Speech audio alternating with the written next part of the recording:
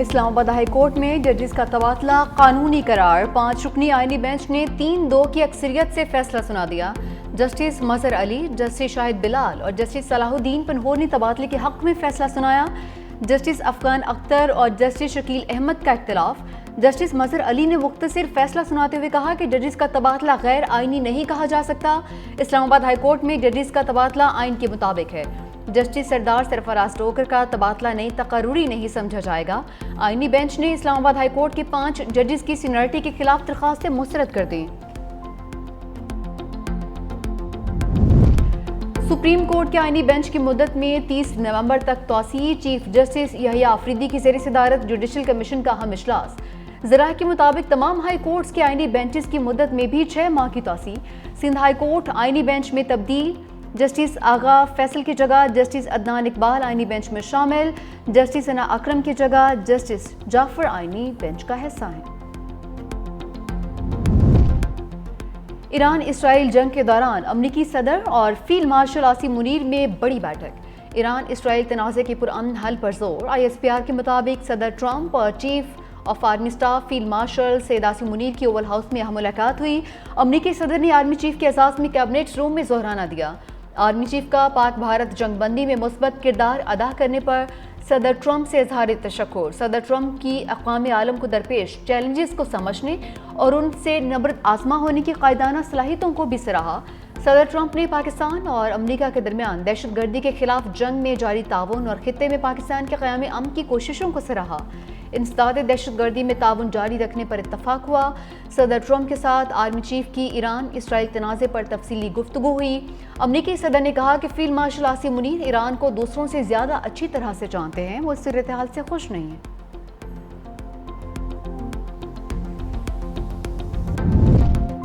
Field marshal Syed Asim Munir سے ملاقات کرنا میرے لیے اعزاز کی بات ہے، شکریہ کہ وہ مزید جنگ کی جانب نہیں گئے۔ صدر ٹرمپ کی ظہرانے کے بعد صحافیوں سے گفتگو۔ امریکی صدر نے کہا کہ میں نے پاک بھارت جنگ رکوائی، جنگ بندی پر شکریہ کے لیے عاصم منیر کو مدعو کیا۔ انہوں نے سیز فائر میں اہم کردار ادا کیا۔ عاصم منیر پاکستان کی بااثر شخصیت ہیں۔ پاکستان اور بھارت دونوں جوہری طاقتیں ہیں۔ پاکستان اہم ایٹمی طاقت ہے، اسے پسند کرتا ہوں۔ پاکستانی بہت اچھے لوگ ہیں۔ ملاقات کے دوران پاک امریکی تعلقات مفصل طریقے سے زیر بحث آئے۔ فیلڈ مارشل عاصم منیر نے صدر ٹرمپ کو حکومت پاکستان کی جانب سے دورہ پاکستان کی دعوت دی۔ امریکی صدر کے دورے کی تاریخ کا تعین باہمی مشاورت سے ہوگا۔ ایران کے آپریشن وعدہ صادق سوم کا 11واں مرحلہ پہلی بار سجیل میزائلوں کا استعمال، ایرانی میزائل اور ڈرون سے تل ابیب سمیت 6 مقامات کو کامیابی سے نشانہ بنایا گیا۔ ایرانی حملوں میں درجنوں اسرائیلی زخمی، ایران نے جنوبی اسرائیل کے شہر بیئر شیبا کو بھی نشانہ بنایا۔ خلون پر میزائل حملے میں بھی درجنوں افراد زخمی۔ ایران کا 5واں اسرائیلی F-35 لڑاکا طیارہ مار گرانے کا دعویٰ۔ ایرانی میڈیا کے مطابق دفاعی نظام نے تبریز پر پرواز کرنے والے اسرائیلی جنگی طیارے کو کامیابی سے نشانہ بنایا ہے۔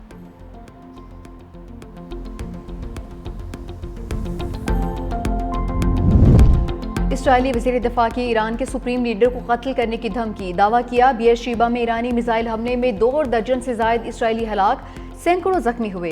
حملے کا بدلہ آیت اللہ خامنائی کے قتل سے لیا جائے گا۔ اسرائیل کا ایران کے عراق جوہری ری ایکٹر پر بھی حملہ، دعویٰ کیا ری ایکٹر کو جوہری ہتھیار میں استعمال ہونے والے پلوٹونیم تیار کرنے کے لیے قائم کیا گیا تھا۔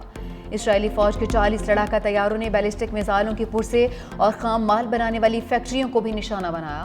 امام حسین یونیورسٹی پر بھی حملہ کیا گیا ہے۔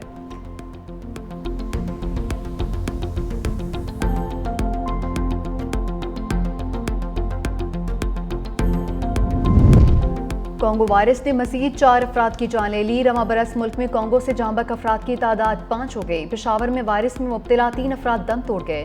2 کا تعلق کرک اور 1 کا شمالی وزیرستان سے تھا۔ کراچی میں بھی کانگو میں مبتلا شخص جان کی بازی ہار گیا۔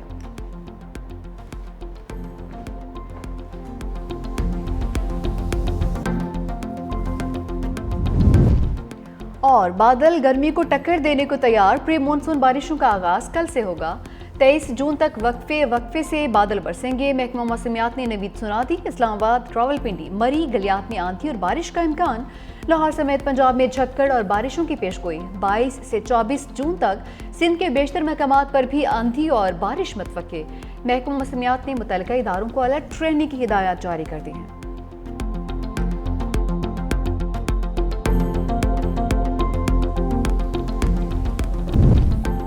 صدر آصف علی زرداری سے رہنما پیپلز پارٹی سینیٹر شیر رحمان کی ملاقات، بجٹ اجلاس اور سینٹ میں پیپلز پارٹی کے مؤثر کردار پر تبادلہ خیال۔ شیر رحمان نے صدر مملکت کو بلاول بھٹو کی قیادت میں پارلیمانی سفارتی وفد کی کاوشوں سے آگاہ کیا۔ کہا سفارتی وفد میں پاکستان کا امن پسند اور ذمہ دارانہ اسٹریٹجک موقف عالمی برادری کے سامنے پیش کیا۔ صدر مملکت نے کمیٹی کی عالمی سطح پر پاکستان کا موقف اجاگر کرنے کی کوششوں کو سراہا۔ بلاول بھٹو نے مشکل وقت میں پاکستان کی نمائندگی کی۔ چیئرمین پیپلز پارٹی نے دنیا بھر میں پاکستان کا مقدمہ شاندار انداز سے پیش کیا۔ خاتون اول آصفہ بھٹو زرداری کا قومی اسمبلی میں خطاب۔ دفاع وطن کے لیے افواج پاکستان کو خراج تحسین پیش کرتے ہوئے کہا کہ مشکل وقت آیا تو ملک کا ہر بچہ، عورت اور جوان وطن کے لیے لڑے گا۔ خواتین ملک کی آبادی کا 50% ہیں۔ خواتین کی شرح تعلیم بڑھانے کی ضرورت ہے۔ سندھ حکومت نے سیلاب متاثرین کو لاکھوں گھر بنا کر دیے۔ خواتین کے لیے روزگار کا خصوصی اہتمام کیا گیا۔ متوسط طبقے کے لیے بے نظیر انکم سپورٹ پروگرام شروع کیا۔ سرکاری افسران اثاثے ظاہر کریں گے۔ سول سرونٹس ایکٹ میں ترمیم کا بل سینٹ سے منظور۔ بل کے مطابق گریڈ 17 اور بالا کے افسران اپنے شریک حیات اور زیر کفالت بچوں کے اثاثے ڈکلیئر کریں گے۔ تفصیلات فیڈرل بورڈ آف ریونیو کے ساتھ ڈیجیٹل فائل کی جائیں گی جو پبلک ہوں گی۔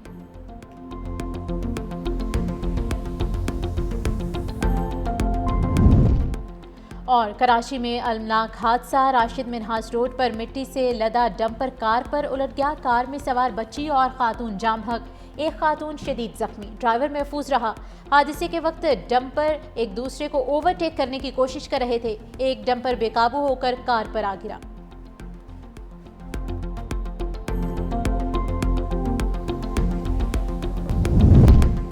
امریکہ ایران اسرائیل جنگ کی آگ پر تیل چھڑکنے کے لیے تیار۔ 30 فوجی طیارے یورپ بھجوا دیے۔ طیاروں میں بیشتر فوجی ٹینکر طیارے شامل۔ امریکی بحری بیڑا نمٹر بھی مشرق وسطی کی جانب رواں دواں۔ انتہائی خفیہ اور ایمرجنسی حالات میں استعمال ہونے والا ڈومز ڈے طیارہ بھی واشنگٹن پہنچ گیا۔ میڈیا رپورٹس کے مطابق طیارہ ایٹمی دھماکوں اور برقی مقناطیسی حملوں سے محفوظ رہنے کے لیے تیار کیا گیا۔ روسی وزارت خارجہ کا کہنا ہے کہ دنیا تباہی سے صرف چند ملی میٹر دور ہے۔ ایران کی جوہری تنصیبات پر روزانہ اسرائیلی حملے دنیا کو تباہی کے دہانے پر لے آئے۔